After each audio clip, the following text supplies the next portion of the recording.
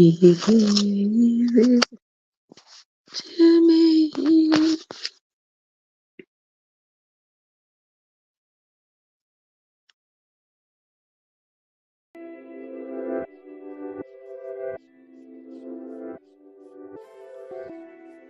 Good morning, guys. Good morning, everyone. Welcome into my channel, or welcome back to my channel. I'm a little bit under the weather this morning, but that will not stop us. The show must go on. And so this morning, we are going to be continuing with our Bible reading. Today, we are going to be reading from Jeremiah chapter 34. And for those of you who are just coming into the channel, just discovering the channel, I want to say welcome. Thank you so much for stopping by. And for all my returning travelers, I want to say thank you for your continued support. Now, if you have your book Bible or your Google Bible, come along with us and let us read together and make notes as we go along. Before we do that, let me preface with this. I do not endorse any particular religion or denomination on my channel. What I'm simply trying to do is read the Bible for me, and I'm sharing it with you all so that you can have knowledge of what the Bible really says, the contents of the Bible, because after all, the Bible is very influential in just about every single aspect of our lives. So it does behoove us to know what is in the Bible. Okay? In Jeremiah chapter 34, we are going to be reading. But before we go on, guys, yesterday we read chapters 32 and 33. And close to the end of that reading, it became very concerning to me that Jeremiah said the Lord told him. Now, before we go on, now remember, Jeremiah the prophet, who had lived through the reign of several Israeli kings, had intimate knowledge of a lot of the goings on in Israel at the time. And when he claimed to be a prophet and that the Lord had told him stuff and he had great communication with the Lord, not everybody believed him. And like it would be for any politician or any religious authority, not everybody is going to believe them. And one of the reasons why Jeremiah was so doubted is that he had revealed to the people that there were some prophets, that the Lord had told him that there were some prophets who had come in the name of the Lord, but they were actually liars. The Lord hadn't spoken to them at all. They hadn't had any conversation.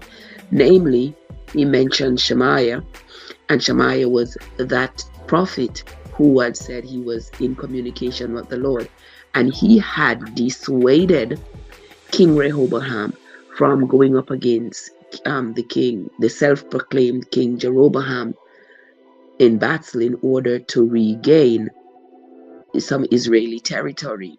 And Shemaiah the prophet was consulted by Rehoboam, the king at the time, and Shemaiah told Rehoboam that per the Lord, he should not go up to fight Jeroboam for the properties that Jeroboam had stolen from Israel. And with that, Rehoboam believed that he was obeying the word of the Lord, and so he did not go up to fight. And with that, Jeroboam continued to seize property after property after property, and each time Shemaiah kept telling Rehoboam that the Lord said he should not fight with Jeroboam. So I see Shemaiah right there as playing the devil's advocate. So here now was Jeremiah telling the people that Shemaiah was a fraud, And he was saying that many other prophets and priests were frauds. They had come and lied to the people in the name of the Lord. And they had not, in fact, had any conversation with the Lord. And also the teachings of Jeremiah had scared the people, because he was telling them that the Lord had told him that the people were going to be taken by the Chaldeans, the Babylonians, and they were going to be taken by the sword, meaning that they were going to be slain by the sword, by pestilence, by famine. They were going to be taken as slaves, and those who were not taken involuntarily should voluntarily go to Babylon to serve Nebuchadnezzar. And other people were not in for that. Like, what Lord could tell Jeremiah such a thing? And then in the end, close to the end of chapter 33, he said the Lord told him that the people, all the descendants of Jacob, let me read it for you. We're going to read from verse 23 onwards. Jeremiah chapter 33 and verse 23. Moreover, the word of the Lord came to Jeremiah, saying, Considerest thou not what this people have spoken, saying, the two families with which the Lord hath chosen, he hath even cast them off? Thus they have despised my people, that they should be no more a nation before them. Thus saith the Lord, if my covenant be not with day and night, and if I have not appointed the ordinances of heaven and earth, then will I cast away the seed of Jacob and David my servant, so that I will not take any of his seed to be rulers over the seed of Abraham, Isaac, and Jacob. For I will cause this captivity to return and have mercy on them. So that was where the people had a problem. How is the Lord going to say he's going to cause them to return into captivity to be slaves, but then he's going to have mercy on them while they're in captivity? That would be questionable to anybody. But we are going to continue. Let's move on to chapter 34. The word which came unto Jeremiah from the Lord, when Nebuchadnezzar king of Babylon, and all his army, and all the kingdoms of the earth of his dominion, and all the people fought against Jerusalem, and against all the cities thereof, saying, Thus saith the Lord, the God of Israel, Go and speak to Zedekiah king of Judah, and tell him, Thus saith the Lord, Behold, I will give this city into the hand of the king of Babylon, and he shall burn it with fire. And thou shalt not escape out of his hand, but shalt surely be taken and delivered into his hand. And thine eyes shall behold the eyes of the king of Babylon, and he shall speak with thee mouth to mouth, and thou shalt go to Babylon. Yet hear the word of the Lord, O Zedekiah king of Judah.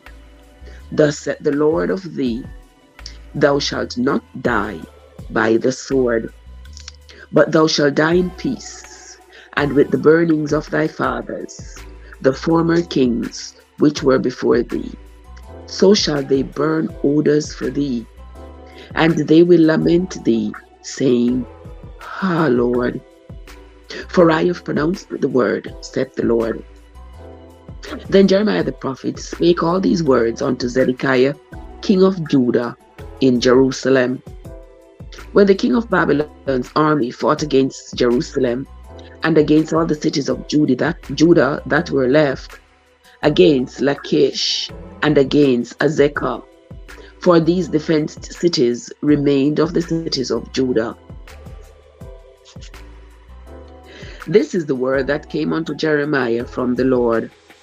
After that, the king Zedekiah had made a covenant with all the people which were at Jerusalem, to proclaim liberty unto them, that every man should let his manservant and every man his maidservant, being a Hebrew or a Hebrewess, go free, that none should serve himself of them, to wit, of a Jew, his brother. So here Zedekiah was saying to the people that everybody who had a slave, they had the little Jewish servants, the little female or male servants who served in their vineyards and in their homes, whether it is because their parents owed them a debt or because these young people didn't have anywhere to go. They opted to be servants in the king's house rather than being homeless. So here Zedekiah is telling the people that they should set these manservants and maidservants free. If they were Jews, they should set them free.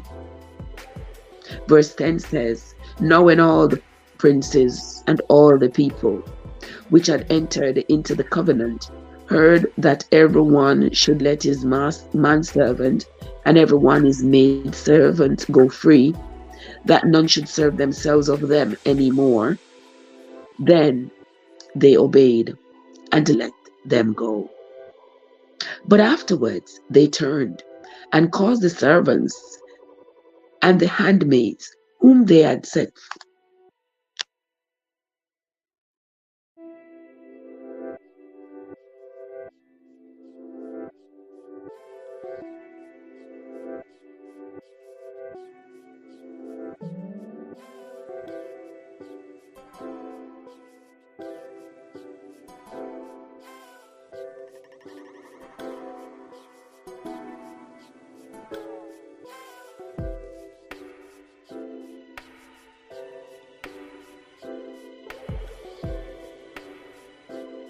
Verse 11, but after they turned and caused the servants and the handmaids whom they had let go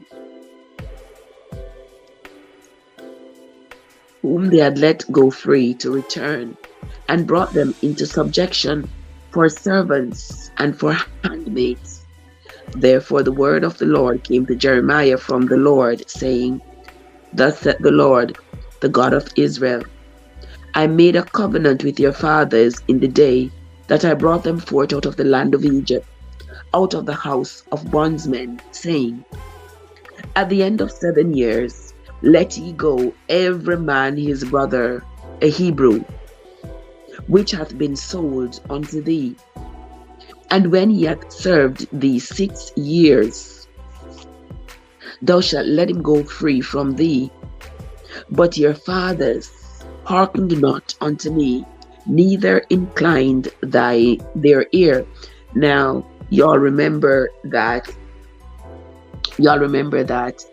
we had read this back in the book of, I think, the Kings, where the prophets had said that the Lord had told them that the Jews, if you had a Jewish servant, the servant should not serve you for more than 6 years. After 6 years, the servant should be set free and should only come back if they wanted to as a paid servant, but not as a bond servant.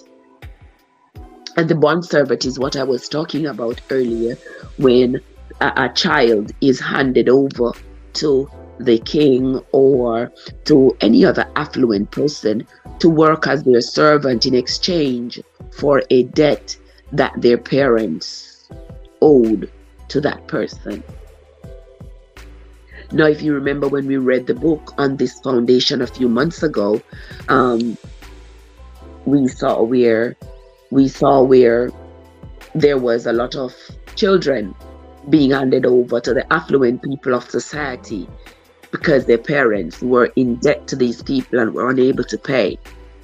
And it was indeed 6 years that they were allowed to hold these children as bond servants.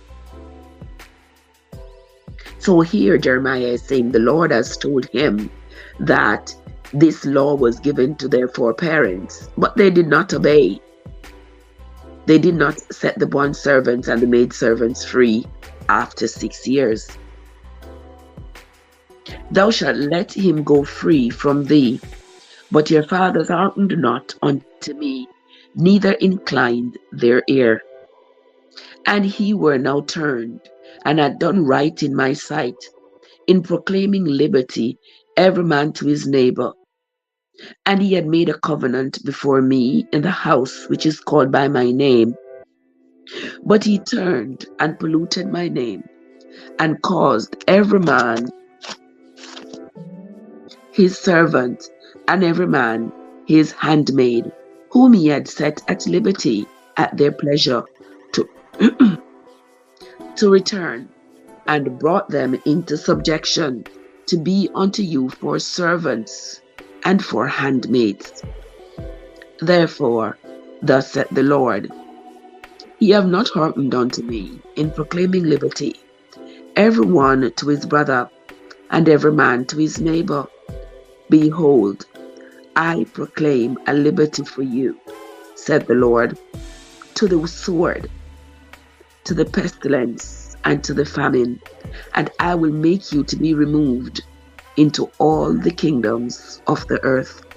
And I will give the men that have transgressed my covenant, which have not performed the word of the covenant, which they have made before me, when they cut the calf in twain, and passed between the parts thereof, the princes of Judah and the princes of Jerusalem, the eunuchs and the priests, and all the people of the land, which passed between the parts of the calf. I will even give them into the hand of their enemies, and into the hand of them that seek their life, and their dead bodies shall be meat for the fowls of the heaven, and to the beasts of the earth. And Zedekiah king of Judah and his princes will I give into the hand of their enemies, and into the hand of them that seek their life, and into the hand of the king of Babylon's army, which are gone up from you. Verse 22, and this is the last verse of chapter 34. Behold, I will command, saith the Lord, and cause them to return to this city, and they shall fight against it, and take it, and burn it with fire. And I will make the cities of Judah a desolation without an inhabitant. Here ends the reading of Jeremiah chapter 34. And here we see where Jeremiah is saying the Lord has told him that even King Zedekiah will be turned over to the enemies. Now, this is more than just conflicting, because the Bible constantly talks about the kingdom of Judah, of Jerusalem, reigning forever and ever. So when these prophets come out and say the Lord has told them that even the king of Israel is going to be handed over to the enemy, and they shall be slain, and the fowls of the air and the beasts shall eat their bodies, how is that promoting the continued existence of Israel and the children of Israel that is considered his chosen? Does that not seem conflicting? Because if I want to preserve you, and I want you to last, and I want you to be my perfect representation on the earth, why would I then be demanding your demise, be orchestrating your demise? That's my question for today. How is that even possible? How is that okay? You know, that just seems so contrary. I want you to represent me. I want you to be my representation on the earth. You are my chosen people. But at the same time, I am going to hand you over to the enemy, and they shall destroy you. And even the king they shall destroy.